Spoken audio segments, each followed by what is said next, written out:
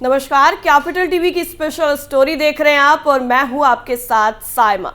योगी सरकार का चाबुक माफियाओं पर धड़ाधड़ चल रहा है और अपराधियों की करोड़ों की संपत्तियों को भी कुर्क किया जा रहा है, जिसके बाद माफियाओं में हड़कंप मच गया। अब एक बार फिर से योगी सरकार का डंडा ऐसे ही माफिया पर गरजा है जिसने अपने रसूख के दम पर करोड़ों की संपत्ति को बनाया और अब वो सब कुछ प्रशासन ने जब्त कर लिया। तो क्या कुछ है पूरा मामला, सब कुछ आपको हमारी स्पेशल स्टोरी में एक एक करके बताते हैं। माफियाओं को मिट्टी में मिलाने का जो वादा योगी आदित्यनाथ ने किया था वो लगातार पूरा हो रहा है और अब एक बार फिर से योगी सरकार का डंडा चला है, जिसके बाद अपराधियों में खौफ बना हुआ है। दरअसल अब उत्तर प्रदेश के औरैया में फफूंद कस्बे के रहने वाले गैंगस्टर की 4.5 करोड़ से ज्यादा की चल अचल संपत्तियों को जिला प्रशासन ने जब्त कर लिया है। जब्ती की कार्रवाई से पहले तहसीलदार और सीओ ने पुलिस फोर्स के साथ कस्बे में ढोल बजाकर मुनादी करवाई और अब यह संपत्ति राज्य सरकार के अधीन हो गई है। जानकारी के मुताबिक फफूंद के मोहल्ला कायस्थान का रहने वाले मोनू उर्फ अभय अग्निहोत्री पर गैंगस्टर के मामले में कई सारे केस दर्ज है। जिलाधिकारी ने उसकी अपराध कर अर्जित की गई 4.5 करोड़ से ज्यादा की चल अचल संपत्ति को जब्त करने का आदेश दिया और इसी को लेकर तहसीलदार सदर अविनाश सिंह, नायब तहसीलदार प्रकाश चौधरी, सीओ अजीत मल, राम मोहन शर्मा ने राजस्व टीम और पुलिस फोर्स के साथ बैनर लेकर ढोल बजाते हुए कार्रवाई की। अधिकारी फफूंद ख्यालसी दास चौराहे से लेकर डिबियापुर रोड पर पहुंचे और वहां से मोहल्ला कायस्थान में मोनू अग्निहोत्री की निर्माणाधीन बिल्डिंग यानी जिसका भी काम चल रहा था उसके पास पहुंचे और यहां पर गैंगस्टर एक्ट की धारा 14(a) के तहत संपत्ति जब्ती का बोर्ड लगाकर कार्रवाई की गई। इस कार्रवाई से पहले पुलिस ने मुनादी कराते हुए कहा कि मोनू अग्निहोत्री, जो कि मोहल्ला कायस्थान फफूंद का एक शातिर गैंगस्टर है, उसके खिलाफ औरैया में अलग अलग थानों में 27 से ज्यादा मामले दर्ज हैं। उसकी तरफ से अपराध करके कुछ और अपने नाम ऐसे एसोसिएट के नाम तमाम चल अचल संपत्ति अर्जित की गई है। इसमें गैंगस्टर एक्ट के तहत उसकी 4 करोड़ 53 लाख की चल अचल संपत्ति को जब्त कर लिया गया। उसकी संपत्ति आज से राज्य सरकार के अधीन रहेगी। आपको बता दें कि ये पहली बार नहीं है जब इस तरह से करोड़ों की संपत्ति को पुलिस प्रशासन ने कुर्क किया है। योगी सरकार ने जो वादा किया था वो वादा बखूबी निभाया जा रहा है और अपराधियों पर हंटर भी लगातार चल रहा है। इससे पहले अभी हाल ही में योगी सरकार ने बड़ी कार्रवाई करते हुए करोड़ों की संपत्ति को जब्त किया था। दरअसल अभी हाल ही में यूपी के बिजनौर में कांग्रेस के जिला अध्यक्ष और चेयरपर्सन के पति शेरबाज पठान की 5 जगहों पर लगभग 2.5 करोड़ रुपए की संपत्ति को डीएम के आदेश पर तहसील प्रशासन ने कुर्क कर लिया। इसमें एक ईंट भट्ठा भी शामिल है। तहसीलदार प्रभा सिंह को कुर्क संपत्ति का रिसीवर नियुक्त किया गया। तहसील प्रशासन को जिलाधिकारी ने शेरबाज पठान की तरफ से अवैध रूप से अर्जित किए गए अवैध धन से जांच पड़ताल के बाद 5 जगहों की संपत्ति राज्य सरकार के पक्ष में कुर्क करने के आदेश दिए थे। एसडीएम मनोज कुमार, सीओ भरत कुमार सोनकर, तहसीलदार प्रभा सिंह, राजस्व निरीक्षक हल्का लेखपालों के साथ ग्राम मिर्जापुर, बेला में ईंट भट्टा, कानपुर खादर, ताहरपुर की कृषि भूमि और चांदपुर में बाजटा रोड के एक प्लाट को राज्य सरकार के पक्ष में कुर्क कर वहां पर सूचना पट लगा दिए गए। तहसीलदार प्रभा सिंह को कुर्क संपत्तियों का रिसीवर नियुक्त किया गया। एसडीएम मनोज कुमार ने इस बारे में जानकारी देते हुए बताया कि जिला प्रशासन के आदेश पर यह कार्रवाई की गई है। 5 जगहों पर कुर्क की गई संपत्ति की कीमत लगभग 2.5 करोड़ रुपए आंकी गई है। कांग्रेस के जिला अध्यक्ष शेरबाज पठान ने बताया कि प्रशासन कुर्क संपत्ति की कीमत 2.5 करोड़ बता रहा है। उसकी कीमत मात्र 50 लाख रुपए है और सब उनकी बेनामी शुदा खरीदी गई है। इस जमीन की खरीद फरोख्त में विदेश में रह रहे मेरे भाइयों ने सहयोग किया था। मुझे मुकदमे की कोई सूचना नहीं दी गई और ना ही भूमि कुर्क करने से पहले कोई नोटिस दिया गया। हाथों हाथ नोटिस देकर संपत्ति को कुर्क कर लिया गया। कुर्क की गई संपत्तियों में ताहरपुर और मिर्जापुर बेला की कृषि भूमि वो काफी समय पहले बेच चुके हैं। प्रशासन की ये कार्रवाई कांग्रेस जिला अध्यक्ष होने के नाते उत्पीड़नात्मक कार्रवाई है। इतना ही नहीं, अभी हाल ही में जाजमऊ, कटरी, पीपरखेड़ा में भी भूमाफिया गैंगस्टर नसीम अहमद की 85 करोड़ 12,14,000 रुपए की कीमत की अचल संपत्तियों को जब्त कर लिया गया। कुल 9 संपत्तियों पर नोटिस बोर्ड लगाने की कार्रवाई की जानी थी, जिसमें 3 संपत्तियों पर नोटिस बोर्ड नहीं लगाए जा सके और इन संपत्तियों पर भी जल्द ही नोटिस बोर्ड लगाने की कार्रवाई की जाएगी।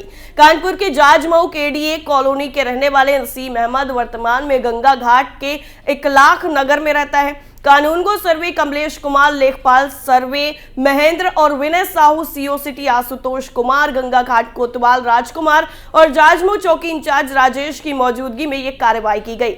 आपको बता दें कि कुर्क और जब्त 6 संपत्तियों की डुगडुगी पिटवाकर नोटिस बोर्ड भी लगवाए गए, जिसमें सीओ सिटी ने बताया कि पूर्व में डीएम अपूर्वा दुबे के आदेश पर 90 करोड़ की अचल संपत्ति जब्त की गई थी और उसके बाद डीएम ने भूमाफिया की लगभग 123 करोड़ की अवैध अचल संपत्ति को जब्त करने के आदेश दिए थे, जिसमें 32 करोड़ 50 लाख की संपत्ति को जब्त किया जा चुका है और बाकी संपत्तियों में बाढ़ का पानी भरा होने के चलते कार्रवाई नहीं हो पाई। भूमि की 6 बड़े नंबरों पर कुर्की की कार्रवाई कर नोटिस बोर्ड लगवा दिए गए हैं और इन संपत्तियों को यूपी गैंगस्टर एक्ट में जब्त किया गया। आपको बता दें, संपत्तियों को क्रय और विक्रय करना कानूनी रूप से दंडात्मक है। और इतना ही नहीं, वहीं दूसरी तरफ अगर गौर करें तो प्रदेश में ईडी की भी ताबड़तोड़ छापेमारी जारी है। सपा सरकार के पूर्व मंत्री रह चुके गायत्री प्रजापति के 2 ठिकानों पर छापेमारी की गई और ये दोनों ठिकाने मुंबई में है। पूर्व मंत्री गायत्री प्रसाद खनन घोटाले में आरोपी भी रह चुके हैं। प्रवर्तन निदेशालय ने गायत्री प्रजापति के मुंबई में बोरीवली और मलाड में 2 ठिकानों पर छापा मारा। इस छापेमारी में ईडी को जानकारी मिली थी कि मंत्री के परिवार के लोगों के नाम पर 6 फ्लैट खरीदे गए और इनकी कीमत 15 करोड़ रुपए से ज्यादा बताई गई। सूत्रों के मुताबिक ईडी को जिन 6 फ्लैट की जानकारी मिली वो गायत्री प्रजापति के बेटे अनुराग, अनिल और बहू शिल्पा और पूजा के नाम पर है। ये फ्लैट क्रिसेंट ग्रुप और बालाजी कॉर्पोरेट्स की सोसाइटी में है। इनमें से 4 फ्लैट मलाड में है और 2 बोरीवली में है। माना जा रहा है कि जल्द ही धन शोधन निवारण अधिनियम यानी पीएमएलए के प्रावधानों के तहत इन्हें कुर्क किए जाने की संभावना भी है। ईडी गायत्री की बाकी बेनामी संपत्तियों के बारे में पता लगाने के लिए देश के अलग अलग शहरों में लगातार पड़ताल कर रही है। दरअसल उत्तर प्रदेश की योगी सरकार का शिकंजा जिस तरह से माफियाओं के ऊपर कसता जा रहा है, उससे माफियाओं की टेंशन बढ़ रही है। माफियाओं की हिट लिस्ट में शामिल गैंगस्टर सुधीर सिंह की 100 करोड़ 5 लाख रुपए की संपत्ति को प्रशासन ने जब्त कर लिया। गैंगस्टर सुधीर सिंह के खिलाफ अलग अलग मामलों में कुल 40 मुकदमे दर्ज हैं। माफिया ने करोड़ों की संपत्ति को हड़पने के लिए दान पत्र का भी इस्तेमाल किया। गोरखपुर पुलिस को ऐसी 13 जमीनों के दस्तावेजों की जानकारी हुई जो सुधीर सिंह और उसके परिजनों की बेनामी संपत्तियों में शामिल है। गोरखपुर के गीड़ा के कालेसर का रहने वाला माफिया सुधीर सिंह गोरखपुर के टॉप 10 माफियाओं में शामिल है। उसका नाम प्रदेश स्तरीय 69 माफियाओं की सूची में भी दर्ज है। गोरखपुर, लखनऊ, गाजीपुर, बस्ती, महाराजगंज और बस्ती में उसके खिलाफ मारपीट, लूट, डकैती, हत्या और हत्या का प्रयास के साथ साथ बाकी गंभीर धाराओं में कुल 40 आपराधिक मुकदमे भी दर्ज हैं।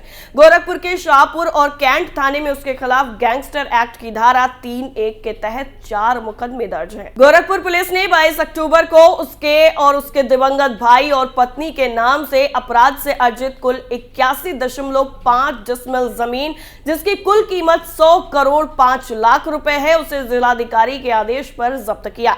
सुधीर सिंह और उसके परिजनों की 100 करोड़ की बेनामी संपत्ति पुलिस प्रशासन के रडार पर है। जुर्म की दुनिया से राजनीति की दुनिया में कदम रखकर सुधीर सिंह ब्लॉक प्रमुख बना और बसपा के टिकट पर सहजनवा से विधानसभा का चुनाव लड़ चुका है। इन सबके बीच में यह जमीन का कारोबार भी करता रहा। गैंगस्टर के मामले में सुधीर सिंह पर 3 साल पहले गैर जमानती वारंट भी जारी हुआ था और उसके बाद उसने महाराजगंज में कोर्ट में सरेंडर किया। माफिया सुधीर सिंह के खिलाफ पुलिस ने गैंगस्टर की कार्रवाई की थी और उसके तहत अब उसकी 14 करोड़ की संपत्ति को भी पुलिस प्रशासन की मदद से जब्त किया जा चुका है।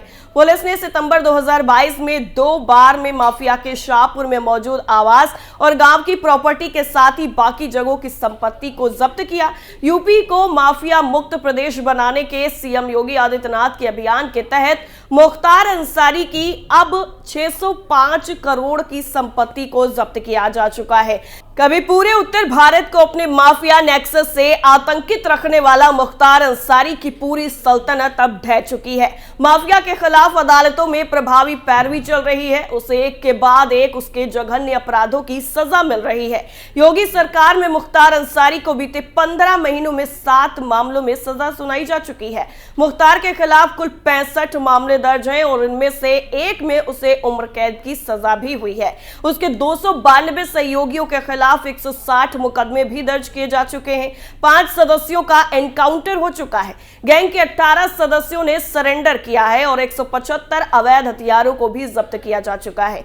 मुख्तार गैंग पर एनएसए के तहत 7 मामले दर्ज हैं। मुख्तार अंसारी के आर्थिक साम्राज्य को नस्तनाबूद करने के लिए धारा 14(1) के तहत 317 करोड़ 97,90,709 रुपए की संपत्ति अब तक जब्त की जा चुकी है। 287 करोड़ 56,000 और 810 रुपए की अवैध संपत्ति को कब्जा मुक्त और ध्वस्त किया गया। इस तरह अब तक कुल मिलाकर के 604 करोड़ 98,47,519 रुपए की संपत्ति को जब्त, ध्वस्त और कब्जा मुक्त कराया जा चुका है और ये एक्शन लगातार जारी है। अब देखना यह होगा कि अब अगला नंबर किसका आने वाला है। फिलहाल के लिए हमारे स्पेशल स्टोरी में इतना ही। बाकी खबरों के लिए आप बने रहिए कैपिटल टीवी के साथ। नमस्कार।